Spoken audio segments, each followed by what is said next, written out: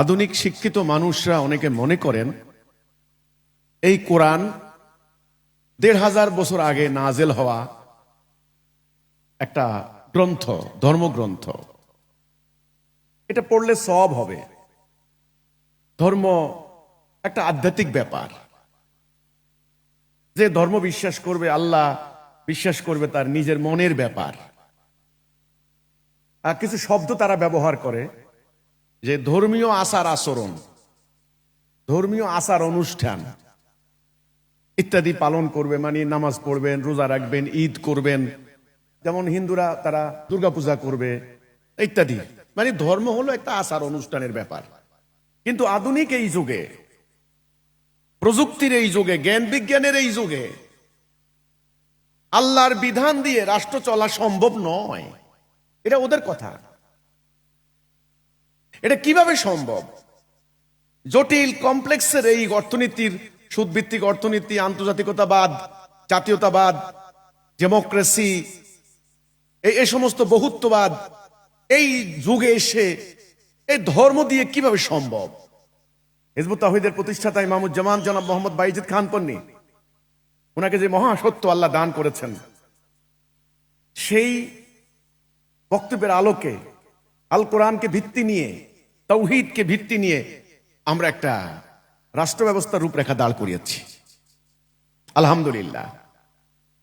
এটার গুরুত্ব কতখানি আপনাদেরকে বোঝানো আমার পক্ষে সম্ভব নয়।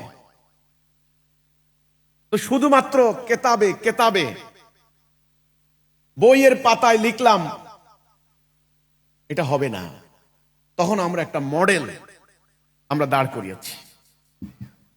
এটাকে বলা হয় পাইলট প্রজেক্ট, ইংরেজিতে বলে পাইলট প্রজেক্ট বা মডেল অথবা নমুনা। আবার অন্য শব্দ অনেকে বলেন রেপ্লিকা। আমরা দাঁড় করিয়েছি। এতক্ষণ যে ডকুমেন্টারি দেখলেন, কাশিরহাট উন্নয়ন প্রকল্প, এটা এমনি এমনি সম্ভব হয়নি। একটু আগের ডকুমেন্টারিতে দেখলেন এই এলাকায় আমার দুজন আমাদের সদস্যকে হত্যা করা হয়েছে, জবাই করে হত্যা করেছে। আমরা মসজিদ বানাচ্ছিলাম, আর এই ধর্ম ব্যবসায়ী, মিথ্যাবাদী, সাবের বংশধর, এরা জনগণের মধ্যে প্রচার করেছে আমরা নাকি গির্জা বানাচ্ছি। তো সাধারণ মানুষ কিন্তু আমার বক্তব্য শুনে নাই। সাধারণ মানুষের কাছে আমি যেতে পারিনি। তারা ওদের কথা বিশ্বাস করেছে, কারণ এতদিন থেকে ওদের কথা বিশ্বাস করে ওদেরকে সালাম দিয়েছে, ওদের আনুগত্য করেছে। গাছের ডাব, মুরগির আন্ডা, হাঁসের আন্ডা ওদেরকে দিয়েছে, নিজের বাচ্চাকে দেয় নাই, হুজুরকে দিয়েছে। যত পাপ করেছে মাদ্রাসায় বসে বসে পাপ গোপন করেছে। হুজুরের পাপ বলা যাবে না, আল্লাহ গুনাহ দিবে। এরা এরা কত বড় মিথ্যাবাদী, এরা কত বড় প্রতারক, কল্পনার বাহিরে। আমি অ্যাজ এ হোল সবাইকে বলছি না। হুজুর একজন, হযরত মুহাম্মদ মুস্তাফা সাল্লাল্লাহু আলাইহি ওয়াসাল্লাম, হুজুর একজন। এরা এই গুজব তারা রটনা করে দিয়েছে। আচ্ছা, রটনা করার পরে কি হয়েছে? হামলা হয়েছে, পুরো বাড়ি আগুন দিয়ে জ্বালিয়ে দিয়েছে, দুইজন লোককে, সদস্যকে একেবারে জবাই করে হত্যা করে দিয়েছে। তাদের বয়স 22-23 বছর। একজনের বাচ্চা হবে, ওই বাচ্চা কিন্তু এখন ক্লাস 5 কি 4-এ পড়ে। তার বাবাকে কিন্তু চোখে দেখেনি, শহীদ রুবেলের বাচ্চা। তখন ওই বাচ্চা তার মায়ের পেটে ছিল, তাকে হত্যা করেছে, হাত পায়ে রক কেটে দিয়েছে, আপনারা দেখলেন। এরপরে খোকনকে হত্যা করেছে। তখন সাধারণ এলাকার মানুষ তারা জেনেছে যে এরা আসলে নষ্ট হয়ে গেছে, এদেরকে মেরে ফেলো, এদেরকে হত্যা করো, এদেরকে জ্বালিয়ে দাও। আমাদের সামনে একটা চ্যালেঞ্জ ছিল যে এটা এই মিথ্যা, তাদের এই মিথ্যাটাকে প্রমাণ করা আসলে আমরা কি।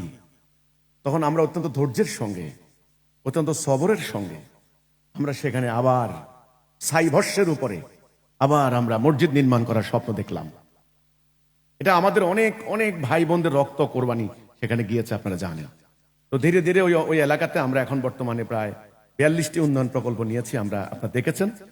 তো আমরা বলেছিলাম যে আধুনিক রাষ্ট্র ব্যবস্থায় ইসলাম কতখানি প্রাসঙ্গিক, কতখানি যৌক্তিক, কতখানি কার্যকরী, আল্লাহর বিধান কতখানি অ্যাপ্লিকেবল, কতখানি এই যুগের সঙ্গে প্রাসঙ্গিক, দরকারি, সেটার আমরা একটা নমুনা, রেপ্লিকা, একটা ডিজাইন, একটা মডেল আমরা স্থাপন করেছি চাষিরহাটে। সেখানে আপনি যাবেন, কোন ইপটিজিং কাকে বলে আপনি দেখবেন না। আলহামদুলিল্লাহ, আমাদের মসজিদে কোনো দরওয়াজা নাই। প্রতিষ্ঠা থেকে আজ পর্যন্ত এক জোড়া জুতা চুরি হয়েছে কেউ বলতে পারবেন না, কেউ বলতে পারবে না। সেখানে আমাদের যারা হিজবুত তওহীদের সদস্য আছেন কেউ বলতে পারবে না যে মেয়ে বিয়ে দিতে পারছে না যৌতুকের কারণে। ইম্পসিবল। আমরা বিয়ের ব্যবস্থা করে দিচ্ছি, যাদের সামর্থ্য আছে তারা নিজেরা ব্যবস্থা করছেন। সেখানে দরজা খুলে আপনি ঘুমাবেন, কেউ বলতে পারবে না ঘর থেকে চুরি হয়েছে। ইসলামের শিক্ষা আমাদের, আমরা বলে দিয়েছি শিক্ষা থেকে বঞ্চিত কেউ হবে না। কোনো বাচ্চা যদি বেসিক্যালি যদি সে লেখাপড়া করতে না চায়, তাকে পিটিয়ে মেরে কেটে তার পিঠের ছাল তুলে তাকে পড়াইতে হবে এমন তো কোনো মানে নাই। তাকে বিকল্প প্রযুক্তি শিক্ষার দিকে আমরা নিয়ে যাচ্ছি। আমরা এমন একটা শিক্ষা ব্যবস্থার প্রস্তাব দিয়েছি। আমাদের শিক্ষা কাঠামো দেখে এডিসি সাহেব আসলেন, টিএনউ সাহেব, অন্যান্যরা সবাই বললেন এক্সেলেন্ট। একটা শিক্ষা ব্যবস্থার মধ্যে এরকম সৎ, যোগ্য, আল্লাহ ভীরু, তাকওয়াবান, ভদ্র, সভ্য নাগরিক সৃষ্টি হবে, এটা কল্পনা করা যায় না। সেটা আমরা নমুনা দেখিয়েছি। আমাদের ওখানে যায় দেখবেন কেউ বেকার নাই, কেউ বেকার নাই, কোনো না কোনো কাজ করছেন। আমরা সেই কর্মসংস্থানের ব্যবস্থা করেছি। আমাদের ওখানে কেউ ভেজাল খাবেন কোনো সুযোগ নাই। আমাদের কোনো ব্যবসায়ী মাপে কম দিবেন কোনো এ ধরনের কোনো সুযোগ নাই। আমরা মাছ উৎপাদন করি, আমাদের মাছ আমরা নিজেরা খাই। আমরা গরু উৎপাদন করি, আমাদের গরুর গোশত আমরা খাই, অন্য এলাকার মানুষ খায়। কেউ বলতে পারবে না কোনো অ্যাস্টেরয়েড ইনজেকশন দিয়েছে খারাপ। কারণ আমাদের এত লাভ করে কোটিপতি মানুষকে মেরে কোটিপতি হওয়ার মধ্যে কোনো মাহাত্ম্য নাই। সেটা নমুনা আমরা দেখিয়েছি, এটা প্রমাণ। আমি বললাম কি মডেল, সংক্ষেপে আমি বলছি এটা মডেল। কেউ বলতে পারবে না আমাদের চাষিরহাট উন্নয়ন প্রকল্পের অধীনে আমাদের হিজবুত তওহীদের কোনো সদস্য ভিক্ষা করে। ভিক্ষা করার কোনো প্রয়োজন নাই। আগামী কোরবানি ঈদ আসবে, আপনারা দেখবেন পাড়ায় পাড়ায় মহল্লায় কোরবানির গোশত ভিক্ষা করছে। আমরা আমাদের সমস্ত সদস্যকে দুইটা ভাগে ভাগ করেছি। এক ভাগ টাকা দিবে, এক ভাগ কোরবানি দিবে, আরেক ভাগ গোশত খাবে। আমরা মসজিদের সামনে বসে পুরো তালিকা মোতাবেক ভাগ করে ফেলি। প্রত্যেকের ঘরে ঘরে সদস্য মোতাবেক 1 কেজি 2 কেজি 1.5 কেজি চলে যাচ্ছে, ঈদের দিন অন্তত খাও। ওই ফ্রিজ কিনে ফ্রিজ ভর্তি করে ফেলবো, আরেকজন ভিক্ষা করছে রাস্তায়। এরকম জিল্লতি ইসলামের মধ্যে অসম্ভব। এই জন্যে আগামী দিনের রাষ্ট্র ব্যবস্থা কতখানি যৌক্তিক, কতখানি শান্তিপূর্ণ, কতখানি মানবাধিকার, সেটা চাষিরহাট উন্নয়ন প্রকল্প না দেখলে কেউ বিশ্বাস করবেন না। আমি বিশ্বাস করি যে আদর্শ কয়েক হাজার হিজবুত তাওহীদকে মানবতা, মানবাধিকার উপহার দিয়েছে, শান্তি শৃঙ্খলা উপহার দিয়েছে, ঠিক একই আদর্শ যদি কার্যকরী করা যায়, আগামী দিনের 16 কোটি বাঙালিকেও একই ধরনের আদর্শ উপহার দেবে ইনশাআল্লাহ। এবারে জাতীয় নিরাপত্তা, বাংলাদেশের নিরাপত্তা হুমকি মোকাবেলায় করণীয় জাতীয় নিরাপত্তা। আমরা আন্দোলন, আমরা নিজেদেরকে একটা জাতি মনে করি। আমাদের নিরাপত্তা সংকট হয়েছে 5 তারিখে যখন সাবেক সরকার শেখ হাসিনা পালিয়েছেন ইন্ডিয়ায়। এই সুযোগে উগ্রবাদী গোষ্ঠী তারা ভেবেছে হিজবুত তাওহীদকে এখনই কামড় দেওয়া যাবে, এখনই হিজবুত তাওহীদকে হামলা করে তাদের বাড়িঘর লুটপাট করা যাবে, তাদের নারীদেরকে বেইজ্জত করা যাবে, শিশুদেরকে হত্যা করা যাবে। তাদেরকে বলতে চাই, এটা হিজবুত তাওহীদ, এটা বাংলাদেশের কোন রাজনৈতিক দল নয়। বাংলাদেশের নিরাপত্তা হুমকি নিয়ে পরে কথা বলছি। জাতীয় নিরাপত্তার প্রসঙ্গে এবার আসুন। আমাদের শিক্ষা, নবী করিম সাল্লাল্লাহু আলাইহি সাল্লাম, আল্লাহ রাসূল যখন মদিনাতে গেলেন, মদিনাকে হামলা করে ধ্বংস করে দেওয়ার জন্য কাফেররা সম্মিলিত চেষ্টা করেছিল। রাসূলের সাহাবীরা কি করলেন? পেটে পাথর বেঁধে নিজেরা সবাই মিলে লোহার মতো ঐক্যবদ্ধ হয়ে ব্যূহ রচনা করলেন। শত্রু পরাজিত হয়নি। 5 তারিখে সমগ্র হিজবুত তাওহীদ আমরা জানের বাজি রেখে আমরা প্রতিরোধ রচনা করেছি। আমি পরিষ্কার সোশ্যাল মিডিয়ার মাধ্যমে বাংলাদেশের সেনাপ্রধান জনাব ওয়াকারুজ্জামানকে অ্যাড্রেস করে কথা বলেছি। তখন তিনি পুরো ক্ষমতা নিয়েছেন। আমরা বলেছি আমি নির্দোষ নিরপরাধ, কোনো আইন ভঙ্গ করি নাই, কোনো অন্যায় করি নাই। আমার বাড়ি যদি হামলা হয়, আমার বাড়ি ঘর যদি লুণ্ঠন করা হয়, আমার নারীদের ইজ্জত নিয়ে যদি ছিনিমিনি খেলা হয়, তাহলে সমগ্র হিজবুত তাওহীদ আমরা জীবন দেব, ইজ্জত দেব না, আমরা পালিয়ে যাব না। জাতীয় নিরাপত্তা রক্ষায় হিজবুত তাওহীদ এক অসাধারণ ভূমিকা রেখেছে। হিজবুত তাওহীদ প্রমাণ দিয়েছে কিভাবে জাতির নারী, শিশু, বৃদ্ধদের জীবন রক্ষা করতে হয়।